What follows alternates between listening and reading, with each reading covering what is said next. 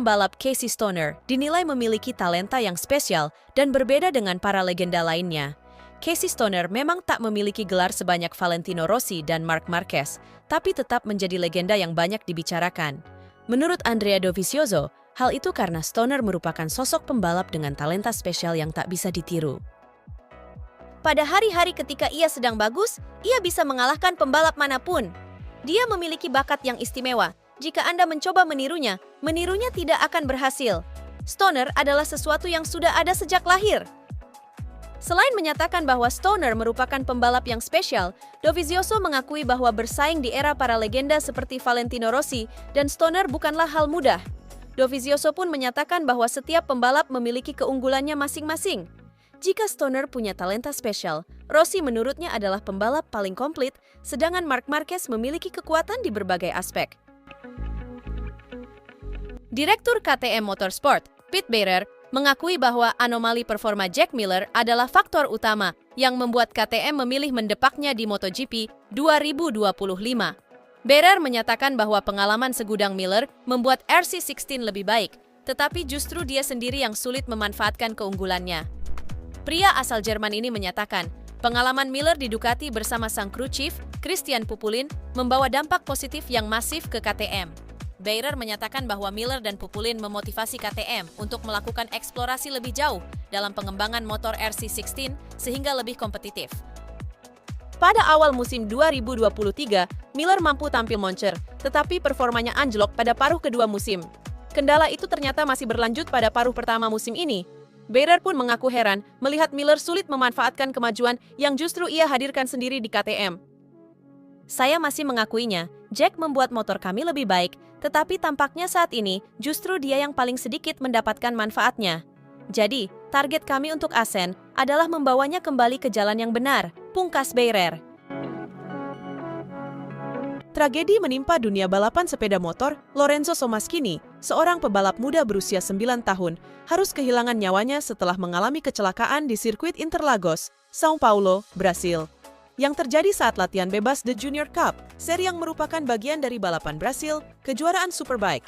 Pembalap Argentina itu berjuang antara hidup dan mati selama 4 hari di rumah sakit Albert Einstein di São Paulo dalam perawatan intensif. Namun, nyawanya tidak tertolong dan meninggal dunia pada hari Senin 17 Juni, malam waktu setempat. Pembalap monster Yamaha Energy, Alex Rins, blak-blakan membongkar masa depannya untuk MotoGP 2025. Diketahui, kontrak Rins hanya bertahan hingga akhir musim 2024 di tim asal Jepang itu. Pencapaian terbaiknya sejauh ini hanya finish di urutan ke-13 pada musim ini. Hasil itu didapat saat mentas di MotoGP Portugal dan Spanyol 2024. Dengan kondisi ini, masa depan Rins di Yamaha jadi sorotan. Akankah dia menyusul Fabio Quartararo perpanjang kontrak di Yamaha? Diketahui, Quartararo sudah resmi perpanjang kontrak selama 2 musim, sehingga akan memperkuat Yamaha pada 2025 dan 2026. Soal kontrak dengan Yamaha, Rins mengatakan belum mengonfirmasi apapun untuk musim depan. Dia mengakui masih belum ada tawaran.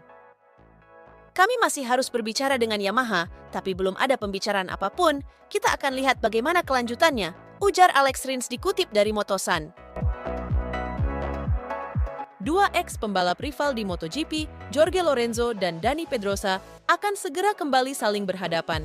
Namun, pertarungan keduanya tidak terjadi di lintasan balap, melainkan di atas ring tinju. Jorge Lorenzo dan Dani Pedrosa direncanakan akan saling berhadapan di atas ring tinju pada pekan ini. Tepatnya pada Kamis 20 Juni di Great Prize yang berlokasi di Barcelona, Spanyol. Awalnya ini tampak seperti ide gila, lalu saya memikirkannya lagi. Saya merasa sangat bugar, dan gagasan untuk memberinya beberapa pukulan benar-benar membuat saya penasaran. Jadi, saya menerimanya, kata Pedrosa, sebagaimana dikutip dari laman Crash. CEO Mandalika Grand Prix Association atau MGPA, Priyandi Satria mengatakan, tim Marshall binaan mereka tahun ini 100% merupakan warga NTB. Hal ini mengalami peningkatan positif dari sebelumnya, masih 80% Marshall lokal dan 20% Marshall nasional. Tidak hanya Marshall, pimpinan lombanya pun berasal dari NTB.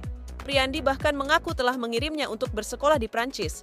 Berbicara soal kesiapan, sirkuit Mandalika selalu siap digunakan setiap saat. pihaknya tidak perlu lagi mencari marshal dari luar untuk memenuhi kebutuhan dan telah bekerja sama dengan IMI NTB untuk hal tersebut. Kemenangan sempurna Toprak Razgatlioglu di Misano menjadikannya pembalap BMW pertama yang memimpin klasemen kejuaraan dunia Superbike sejak 2012. Tapi mungkinkah hal itu juga mempercepat ambisinya di MotoGP?